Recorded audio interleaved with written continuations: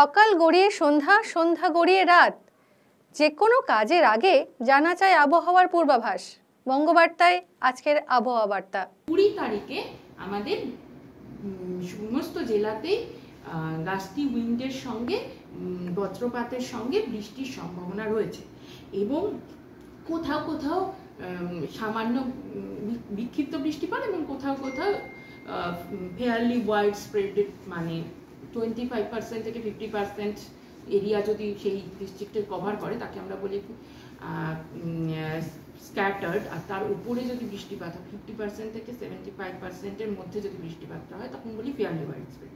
তো সেই fairly wide spread বৃষ্টির সম্ভাবনা কোনো কোনো জেলাতে স্ক্যাটার্ড বৃষ্টির সম্ভাবনা রয়েছে, সেটা হচ্ছে 20 তারিখ, এবং 21-22-এও বৃষ্টির সম্ভাবনা রয়েছে।